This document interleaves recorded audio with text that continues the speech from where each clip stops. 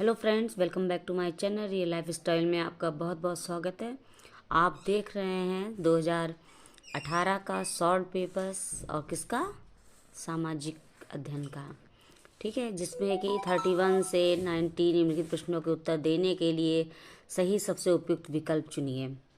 Question number 31 है, बात दिग्दर्शी का प्रयोग क्या मापने के लिए किया जाता है। बात दिग्दर्शी का प्रयोग क्या मापने के लिए किया जाता है। ऑप्शन यहाँ पे नीचे दिए होते हैं, वायु वेग, वायु दाब, वायु दिशा और वायु तापमान। तो इसका राइट आंसर है वायु दिशा। फिर नेक्स्ट क्वेश्चन है, वायुमंडल की निम्नलिखित में से कौन सी परत, वायुमंडल की निम्नलिखित में से कौन सी परत रेडियो तरंगों के संचरण में मदद करती है। वायुमंडल की निम्नलिखित में से कौन सी परत रेडियो तरंगों संचरण में मदद करती है। समताप मंडल, मध्य मंडल, बाह्य वायुमंडल और बहिर्मंडल। तो इसका राइट आंसर हो जाएगा बाह्य वायुमंडल। नेक्स्ट क्वेश्चन है, पृथ्वी की विभिन्न परतों को क्रम में आंतरिक से बाह्यतम परत तक पहचानिए। ये देखिए, ये पृथ्वी की परतें हैं, देखिए ये सब इधर से है, आंतरिक से बाह्यतम मतलब अंदर से बाहर की ओर, ठीक है। अब ऑप्शन दिए गए हैं, परपर्टीमेंटल, बाहरी क्रोड, आंतरिक क्रोड। फिर है दूसरे में मेंटल, परपर्टी, बाहरी कोट और आंतरिक कोट। तीसरा है आंतरिक कोट, बाहरी कोट और परपर्टी और मेंटल। आंतरिक कोट, बाहरी कोट, मेंटल, परपर्टी। तो इसका राइट आंसर हो जाएगा फोर्थ, ये हो जाएगा। मतलब सबसे पहले आंतरिक क्रोड होगा, फिर बाहरी क्रोड होगा, आंतरिक, बाहरी, मेंटल और परपर्टी, ठीक है। फिर नेक्स्ट क्वेश्चन है, दिए गए आरेख में सूर्य, पृथ्वी और चंद्रमा की स्थिति को ध्यान से देखिए। दिए गए आरेख मतलब ये जो फिगर दिया हुआ है, इसमें सूर्य, पृथ्वी और चंद्रमा की स्थिति को ध्यान से देखिए। सूर्य, पृथ्वी और चंद्रमा, इसकी स्थिति को ध्यान से देखिए, बताइए क्या दर्शाता है। देखिए दोस्तों, अब भी माइंड लगाइए कि ये स्थिति क्या दर्शा रही है। आइए देखते हैं। सूर्य ग्रहण, चंद्र ग्रहण, बृहद ज्वारभाटा या लघु ज्वारभाटा, माफ़ कीजिएगा। तो इसका राइट आंसर है लघु ज्वारभाटा दर्शा रहा है, ठीक है। फिर नेक्स्ट क्वेश्चन है, जब नदी मैदान में प्रवेश करती है, जब नदी मैदान में प्रवेश करती है तो यह मुड़ जाती है और बड़े मोड़ बनाकर बहती है, जो कहलाता है क्या। तटबंध, बाढ़ का मैदान, विसर्प और चाप झील। तो इसका राइट आंसर है विसर्प। देखिए सबसे पहले क्या है, नदी मुड़ी, और जब यह मुड़ी मैदान की तरफ तो क्या है, इसका संकुचित दृष्टिकोण थोड़ी है, फिर ये खूब बड़े बड़े मोड़ के साथ बहती है, तो क्या ये हो गया, विसर्प का रूप हो गया। फिर नेक्स्ट क्वेश्चन है, अधिगम दुर्गम क्षेत्रों में और आपदाओं के समय लोगों को बचाने और भोजन, जल, कपड़े एवं दवाओं को वितरित करने के लिए यातायात का कौन सा साधन बेहद उपयोगी है। ऑप्शन है 1 वायु मार्ग, रेल मार्ग, सड़क मार्ग और जल मार्ग। तो इसका राइट आंसर हो जाएगा वायु मार्ग।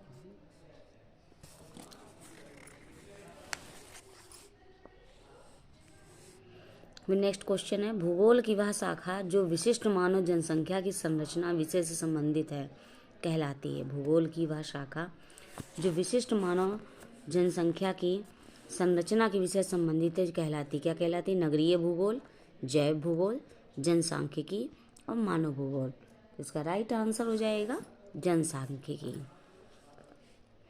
फिर नेक्स्ट क्वेश्चन, ये एसरेशन रीजन वाले हैं। अभिकथन ए है और तथा कारण रा आर को पढ़कर सही उत्तर दीजिए। अब अभिकथन क्या देखिए, सूर्य गुजरात में अरुणाचल प्रदेश से लगभग 2 घंटे बाद अस्त होता है। सूर्य गुजरात में अरुणाचल प्रदेश से लगभग 2 घंटे बाद अस्त होता है। और कारण क्या है, अरुणाचल प्रदेश गुजरात की तुलना में उच्च अक्षांश पर स्थित है। तो क्या है ये, ए और आर दोनों सत्य हैं और आर ए को स्पष्ट करता है। तो दूसरा है ए और आर दोनों ही सत्य हैं, लेकिन आर ए को स्पष्ट नहीं करता। और तीसरा है ए सत्य है और आर असत्य है। चौथा है ए असत्य और आर सत्य है। तो इसका राइट आंसर हो जाएगा ए और आर दोनों ही सही, मतलब ये भी सही है, ये भी सही। ए में क्या था देखते हैं। सूर्य गुजरात में अरुणाचल प्रदेश से लगभग 2 घंटे बाद अस्त होता है, ठीक है। और दूसरा है अरुणाचल प्रदेश गुजरात की तुलना में उच्च अक्षांश पर स्थित है। तो क्या है, दोनों ही सही हैं, लेकिन आर जो है ये इसकी सही व्याख्या नहीं है। फिर है नेक्स्ट क्वेश्चन, निम्नलिखित में से कौन सा ऊर्जा का गैर परंपरागत स्रोत है। निम्नलिखित में से कौन सा ऊर्जा का गैर परंपरागत स्रोत है। ईंधन, प्राकृतिक गैस, सौर ऊर्जा और कोयला। तो इसका राइट आंसर है सौर ऊर्जा। नेक्स्ट क्वेश्चन है, विशेष रूप से निर्मित टैंकों तालाबों में मछली का प्रजनन कहलाता है। विशेष रूप से निर्मित टैंकों और तालाबों में मछली का प्रजनन क्या कहलाता है। सेरीकल्चर, विटिकल्चर, हार्टिकल्चर और पिसिकल्चर। तो इसका राइट आंसर हो जाएगा पिसिकल्चर, ठीक है। फिर नेक्स्ट क्वेश्चन है, स्थल का एक संकरा भाग जो बड़े बड़े स्थलीय भागों को एक दूसरे से जोड़ता है उसे क्या कहते हैं। जल संधि, स्थल संधि, द्वीप संधि और खाड़ी। तो इसका राइट आंसर हो जाएगा स्थल संधि। फिर नेक्स्ट क्वेश्चन है, निम्नलिखित में से कौन सा महाद्वीप आकार में सबसे छोटा है। कौन सा महाद्वीप जो है वो आकार में छोटा है। ऑस्ट्रेलिया, दक्षिण अमेरिका, अफ्रीका और यूरोप। तो इसका राइट आंसर है ऑस्ट्रेलिया। कौन सा महाद्वीप आकार में सबसे छोटा है, ऑस्ट्रेलिया का। फिर क्वेश्चन है, उच्च प्राथमिक स्तर पर सामाजिक विज्ञान में शामिल है। उच्च प्राथमिक स्तर पर सामाजिक विज्ञान में शामिल है इतिहास, भूगोल, राजनीति विज्ञान और मनोविज्ञान, ठीक है। फिर दूसरा है इतिहास, भूगोल, अर्थशास्त्र, समाजशास्त्र। तीसरा है इतिहास, भूगोल, राजनीति विज्ञान, अर्थशास्त्र। चौथा है इतिहास, भूगोल, राजनीति विज्ञान और समाजशास्त्र। तो इसका राइट आंसर है इतिहास, भूगोल, राजनीति विज्ञान और अर्थशास्त्र, तीसरा राइट आंसर है। फिर चौथा है आगमनात्मक अधिगम निम्नलिखित में से किस विधा का विरोधाभासी है। आगमनात्मक अधिगम निम्नलिखित में से किस विधा का विरोधाभासी है। व्याख्यानात्मक शिक्षण, संरचनात्मक शिक्षण, अनुकरण और निपुणात्मक अधिगम। तो इसका राइट आंसर है व्याख्यानात्मक शिक्षण। नेक्स्ट क्वेश्चन है, दिए गए कथनों में ए और बी को पढ़िए, मतलब इसको भी पढ़िए, इसको भी पढ़िए और सही उत्तर का चयन कीजिए। चलिए देख लेते क्या है। आलोचनात्मक सोच धारणाओं के निर्माण तथा विचारों के अनुप्रयोग और विस्तार को बढ़ावा देती है। फिर वहीं पर है दूसरा, यह दूसरों के तर्कों और विश्वासों को समझने और मूल्यांकन करने में मदद नहीं करती है। ऑप्शन 1 है ए सत्य है और बी असत्य। दूसरा है ए असत्य और बी सत्य है। तीसरा ए और बी दोनों ही असत्य हैं। चौथा है ए और बी दोनों सत्य हैं। तो इसका राइट आंसर है ए सत्य है और बी असत्य, मतलब ये सही है और ये गलत है। फिर नेक्स्ट क्वेश्चन है, अनुभवजन्य साक्ष्य क्या हैं। अनुभवजन्य साक्ष्य क्या हैं। इंद्रियों के माध्यम से वास्तविक दुनिया में एकत्रित आंकड़े। दूसरा है अनुसंधान के लिए एक संख्यात्मक दृष्टिकोण। तीसरा है मीट्रिक इकाइयों में मापे गए आंकड़े। चौथा है आंकड़ों के संग्रह के विश्वसनीय तरीकों का उपयोग कर एकत्रित आंकड़े। तो इसका राइट आंसर है इंद्रियों के माध्यम से वास्तविक दुनिया में एकत्रित आंकड़े। फिर नेक्स्ट क्वेश्चन है, भौतिक विशेषताओं के मॉडल प्रतिकृतियाँ शिक्षण के लिए सबसे अधिक उपयुक्त क्या है। इतिहास, अर्थशास्त्र, भूगोल और राजनीति विज्ञान। तो कौन सा सबसे अधिक उपयुक्त है, तीसरा भूगोल। फिर नेक्स्ट क्वेश्चन है, स्थानीय समाचार पत्र से मौसम की जानकारी का संग्रह किस प्रकार का स्रोत है? स्थानीय समाचार पत्र से मौसम की जानकारी का संग्रह किस प्रकार का स्रोत है? प्राथमिक, द्वितीयक, तृतीयक, 1 और 3 दोनों। तो इसका राइट आंसर है द्वितीयक। ठीक है, मौसम की जानकारी का संग्रह किस प्रकार का स्रोत है? द्वितीयक। फिर नेक्स्ट क्वेश्चन है, सीखने की अक्षमता वाले शिक्षार्थी किस प्रकार की कक्षा में अन्य छात्रों के साथ सीखते हैं?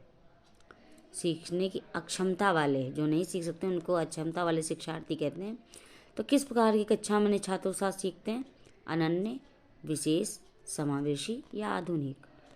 तो इसका राइट आंसर है समावेशी शिक्षा। ठीक है, फिर नेक्स्ट क्वेश्चन है, सभी बच्चे विकास के समान अनुक्रम से गुजरते हैं लेकिन विभिन्न दरों से। इसलिए शिक्षक को पूरी तरह से कक्षा के लिए नहीं बल्कि व्यक्तिगत बच्चों, छोटे समूहों के लिए गतिविधियों की योजना बनानी चाहिए। क्या है ऑप्शन? CL ऑगडेन, डी पर्सेल और JH बेल और जीन पियाजे। तो इसका राइट आंसर है जीन पियाजे। फिर नेक्स्ट क्वेश्चन है, कक्षा में सरकारी सहकारी शिक्षा को बढ़ावा देने के लिए एक शिक्षक को चाहिए। कक्षा में सहकारी शिक्षा को बढ़ावा देने के लिए एक शिक्षक को चाहिए क्या? छात्रों को बहस और चर्चाओं में लगाएं, उन्हें व्यक्तिगत परियोजनाएं दें, कार्य के लिए कक्षा को छोटे समूहों में विभाजित करें। चौथा, परियोजना को करने के लिए उन्हें विभिन्न स्रोत प्रदान करें। इसका राइट आंसर है छात्रों को बहस और चर्चाओं में लगाएं। फिर नेक्स्ट क्वेश्चन है, एक आत्मनिर्देशित, आत्मानुशासित सोच जो एक उच्च तरीके से गुणवत्ता के उच्चतम स्तर पर तर्क करने का प्रयास करती है, उसे कहते हैं क्या? आलोचनात्मक सोच, जटिल सोच, बुद्धिमान सोच, अमूर्त सोच। तो इसका राइट आंसर है आलोचनात्मक सोच। फिर नेक्स्ट क्वेश्चन है, अजंता की गुफा के चित्रों में इस्तेमाल किए गए रंग निम्नलिखित में से किस सामग्री से प्राप्त किए गए हैं? अजंता की गुफा के चित्रों में इस्तेमाल किए गए रंग निम्नलिखित में से किस सामग्री से प्राप्त किए गए हैं? पशु अंगों के अवशेष से, ग्रेफाइट से, पौधों और खनिज से, स्लेट से। इसका राइट आंसर है पौधों और खनिज। फिर नेक्स्ट क्वेश्चन है, सबसे पुरानी पांडुलिपियां पर लिखी गई थी किस पर? ताड़पत्रों पे, पत्थरों से, कागज, लकड़ी।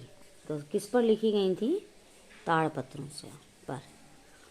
फिर नेक्स्ट क्वेश्चन है, मानव इतिहास में निम्नलिखित में से कौन सी अवधि सबसे लंबी है? मानव इतिहास में निम्नलिखित में से कौन सी अवधि सबसे लंबी है? पुरापाषाण काल, मध्य पाषाण काल, नवपाषाण काल, महापाषाण काल। तो इसका राइट आंसर है पुरापाषाण काल। फिर नेक्स्ट क्वेश्चन है, दिए गए कथनों A और B को पढ़िए और सही उत्तर का चयन कीजिए। ऑप्शन 1 A है, मेहरगढ़ पाकिस्तान के बोलन दर्रे के पास एक उपजाऊ मैदान में स्थित है। और B है, यहाँ खेती और पशुपालन के साक्ष्य पाए जाते हैं। तो क्या लगता है आपको, ये कौन सा ऑप्शन ठीक होगा? क्या पहला ठीक है, A सत्य B असत्य, या फिर दूसरा A असत्य है और B सत्य? तीसरा है A और B दोनों ही गलत है और A B दोनों ही सही हैं। तो मेरे अकॉर्डिंग तो दोनों ही ये सही है कथन, ये भी सही, ये भी सही। फिर नेक्स्ट क्वेश्चन है, भारत के निम्नलिखित राज्यों में से किस राज्य में हड़प्पा के नगर सबसे बड़ी संख्या में मिले हैं? भारत के निम्नलिखित राज्यों में से किस एक राज्य में हड़प्पा के नगर सबसे बड़ी संख्या में मिले हैं? पंजाब, हरियाणा, गुजरात और जम्मू कश्मीर। तो इसका राइट आंसर है गुजरात। फिर नेक्स्ट क्वेश्चन है, ऋग्वेद मूल रूप से निम्नलिखित में से किस भाषा में रचा गया था? ऋग्वेद मूल रूप से किस भाषा में रचा गया था? ब्राह्मी, यहाँ पे है ब्राह्मी, पाली, संस्कृत, प्राकृत। इसका राइट आंसर है संस्कृत। ऋग्वेद किस भाषा में रचा गया है? संस्कृत। फिर नेक्स्ट क्वेश्चन है, 6वीं शताब्दी ईसा पूर्व में मगध महाजनपद के पहले शासक थे? महावीर, प्रसेनजीत, बिंबिसार, अजातशत्रु। इसका राइट आंसर है बिंबिसार। फिर नेक्स्ट क्वेश्चन है, निम्नलिखित में से कौन सा बौद्ध धर्म के त्रिरत्नों में से नहीं है? बुद्ध, धम्म, अहिंसा, संघ। इसका राइट आंसर है अहिंसा। वो सुना होगा ना, बुद्धम शरणम गच्छामि वाला, तो उसमें अहिंसा कहीं पर भी जिक्र नहीं है। तो दोस्तों आपने देखा कि आज मैंने आपको कुछ इम्पोर्टेंट क्वेश्चन बताए हैं। उम्मीद करती हूँ कि काफ़ी कुछ को पसंद आएंगे, और तो फिर कल फिर आपके लिए नए क्वेश्चंस लेकर के आऊँगी। तब तक आप इनको पढ़िए अच्छे से और अच्छे से बात कीजिए। तब तक के लिए ओके, बाय बाय।